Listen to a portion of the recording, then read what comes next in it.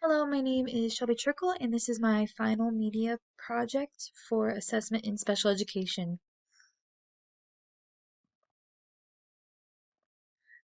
So, the first thing that I will talk about is least restrictive environment. So, and like how this concept relates to models of delivery for special services. So, this is kind of where your child will be placed throughout the day. This will be determined by what their needs are, and the book described least restrictive environment as to the maximum extent appropriate. So children with disabilities were educated with children who are non-disabled in special classes, separate schooling, or other removal of children with disabilities. Removal from general education classrooms should only depend on the nature or severity of the disability. So, in such that regular classes with the use of supplementary aids cannot be achieved to satisfactory. So, if a teacher attempts all these other like interventions and things into the classroom and they are not working, this would be the next step that you would do. This regulation also requires local educational agencies to maintain a continuum of alternative placements for students with disabilities. This continuum must be in conjunction with regular class placement as well as separate placements like special classes, special schools, home instruction, and instruction in hospitals and institutions. All decisions about students with disabilities must be made on an individual basis. There has been a continuing movement to educate students with disabilities in more inclusive settings, and this has actually created a larger need for both general and special education teachers to have the tools they deserve and need to assess these students in multiple environments. So there are in a range of special education services available depending on the variety of students' needs. These services include full-time placement in special education classroom, part-time service outside the general education classroom, from a resource room or other teacher and instruction provided in the general education classroom by special education personnel. The educational environment should also be modified in a way to support the participation of students with disabilities so that this educational environment is more accessible to students with disabilities. So supplementary aids and services can be provided to develop strategies that make the inclusion of students with disabilities more successful. Different services that may be provided that would accompany the least restrictive environment would be specific learning materials. Um, and then also meetings with the general education teacher and modification of assignments or tests by the classroom teacher. So like I said, these are different things that can be done to ensure that a student that's in the special education classroom can still be a part of the general education classroom.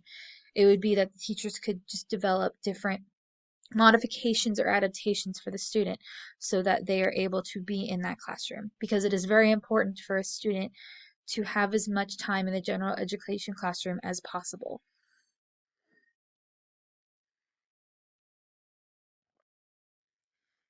Next, let's talk about why the assessment process is described as a cycle and what are the components of the special education assessment process. It involves many different ways of collecting information about the students. And it is really important that teachers look at this when finding out what's going on or what's going to benefit the students in the creation of their IEP. So phase one is identification and referral. This is the screening. This involves like screening the student, teacher identification, peripheral intervention strategies, and notifying the parent uh, that this whole process has started for their child. It is very important to always notify parents about anything that is going on with their child, and that is something I will continue mentioning. Phase 2 is determination of eligibility. This is where a teacher designs an individualized assessment plan that the student is going to do. And this is where they start looking at if the student is eligible for services. This is also where the teacher administers and scores the assessment. They then report the results and then start deciding about eligibility. These phases are built to make sure that students don't need special education services that aren't being out into the program, and it's not just that they can't do it or just won't do it. So what I'm meaning is these assessments are kind of there to determine if the student can do it and is just deciding not to, they don't want to put in the effort, or if they legitimately cannot do it. So the main point is to determine if the student is actually struggling or just not putting in the effort. This is why that there are so many different steps and why they call it a cycle. Phase 3 is program planning. This is where they start to design the IEP and the parent has to agree basically.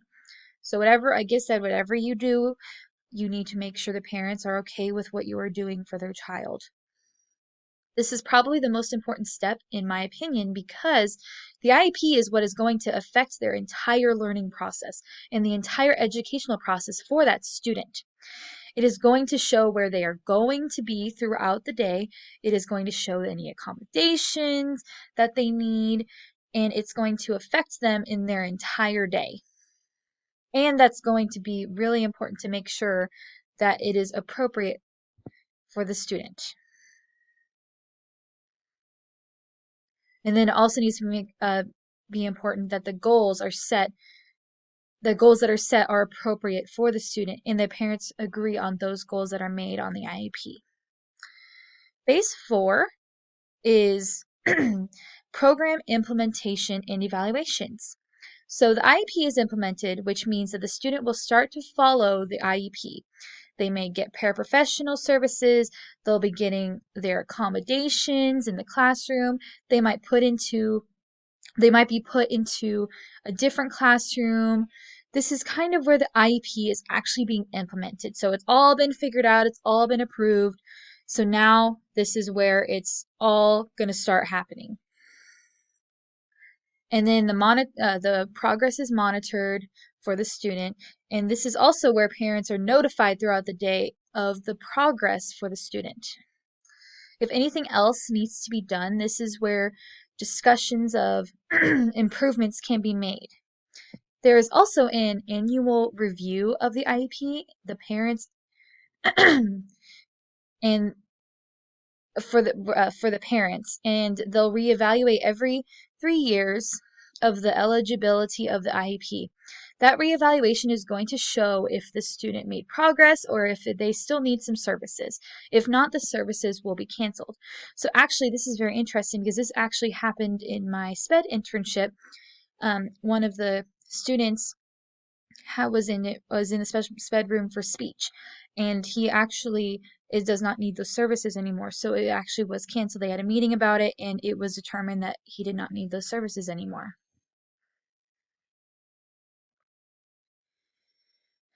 So next, let's talk about strategies a professional can use to encourage family participation in the special education assessment process. So family participation is so important. It ensures that the family knows what is going on and they agree on what is going on and they are supporting what is going on. So this kind of reminds me of when I grew up. It was important for parents to participate in classrooms and just in the school in general because it makes a student do better. The reason is because their parents are interacting with their child and the child is able to be excited about what they're doing at school, and the parents are also helping them with their homework, and it's going to help those students do better. And basically having a parent involved in the classroom is just as important as they are involved in school. So one of the ways to get parents involved in the special education assessment process is to get knowledge from the parents. The parents know their child best. So they know their child's strengths and their child's weaknesses. They know what their child likes to do. They also know where they feel confident. So it is really important to have that conversation with the parents on what they enjoy and what they struggle with and so on.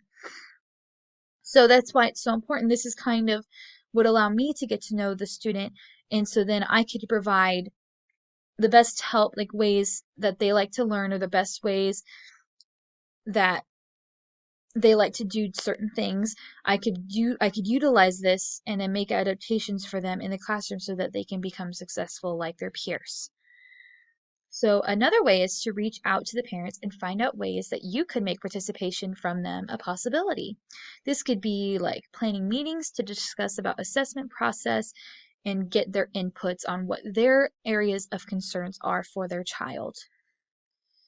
Another way is to develop new strategies for interacting and learning from parents who may differ from myself or other educators in many dimensions. Another way is to create a written checklist or questionnaires in the family's preferred language. So there are many problems that can come to written documents, but making sure that these documents are the family's preferred language could really help out their participation greatly. So this could also be, you could have an interpreter when you're meeting with the parents. If you cannot do this documentation, that could be another way that the parents could be involved. You could use this interpreter to help communicate with the parents. That is another way that you could do as an alternative if this one is not able to be done. The last way that I found important is to encourage positive child talk. So it is really important to have conversations with parents that are free of jargon and are full of words that are more easy to understand, and that encourages parents to talk about their child's strengths and needs, as well as their concerns about their child and how they are doing in the classroom. It is always important to always provide the positives, and I feel like that is very important as an educator. I went to meetings, IEP meetings for one of my classes, and the teachers were always trying to keep everything positive, and it really made the environment the process went much smoother, and it seemed to go a lot better.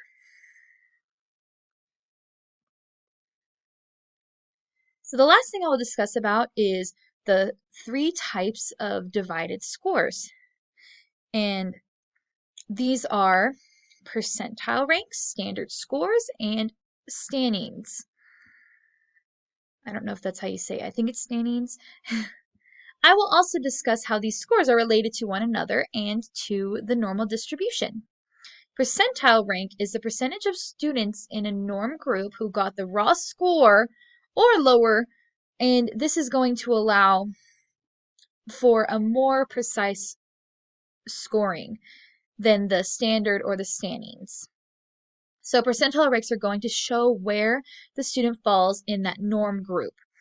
Standard scores are also very useful when comparing the same individual on 2 different measures. Though where the percentile scores showed the group, the standard scores are going to show just that student. So it also helped in assisting the analysis of student progress. This includes how they are doing in this, or if they have like progressed on this, or if they have improved on this thing that they're worried about. So basically the difference is percentile is about the whole group, and then that the standard scores, it's more specific towards that student. That's kind of where I'm getting at. And then the standings are divided into 9 segments. This is a range of performance rather than a specific score. So percentile ranks are going to be those really precise scores. Standard scores are the same individual with 2 different measures and helping with student progress. And standings are going to be the range rather than specific scores. So they all do something different, but they're all very important when it comes to those direct scores and how to see where the student progresses, how the student is progressing and how they are doing in the classroom. and how they compare to their peers and grade level expectations. So that is kind of how they're all different, but they are all equally as important